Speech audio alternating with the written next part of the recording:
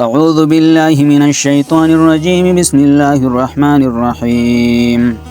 أولم يروا كيف يبدئ الله الخلق ثم يعيده إن ذلك على الله يسير قل سيروا في الأرض فانظروا كيف بدأ الخلق ثم الله ينشئ النشأة الآخرة إن الله على كل شيء قدير يعذب من يشاء ويرحم من يشاء وإليه تقلبون وما أنتم بمعجزين في الأرض ولا في السماء وما لكم من دون الله من ولي ولا نصير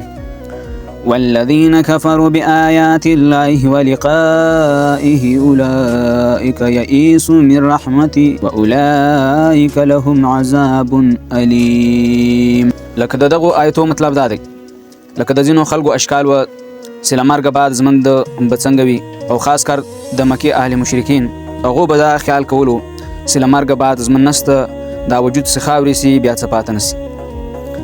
او الله تعالی له مرګ بعد زمن خوستا لکه څنګه سیم اول پیدا کړی یاسته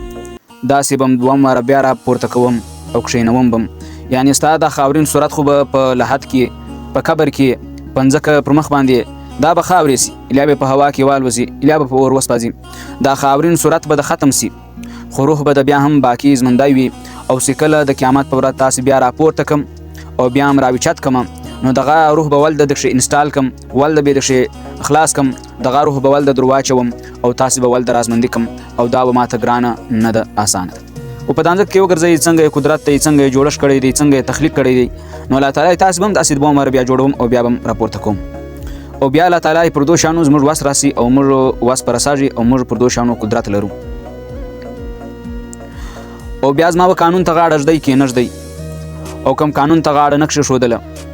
هم مال برازي او که زما قانون ته غاړه کښې شودله هم مال برازي زما قانون منئ او کې نه منئ په هر حال کې به مال راځي خو چې مال رایسئ زما قانون به دا وي که تا زما قانون منلی وي خو بیا به رحم در باندې کم او که ته زما د قانون خلاف ورزي کړې وي بیا به زما عذاب تا ته ملاوږي او دا اټل فیصله ده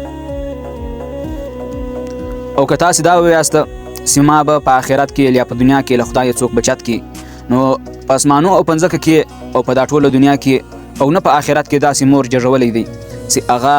له ما سره مقابله وکړي یا ما عاجزه کړي او نه داسې څوک ستا چې د قیامت په ورځ باندې به د له ما دفاع وکړي نه به د له ما سوا ملګری وي د ده ملګرتیا او شناخت تا له په شا درسي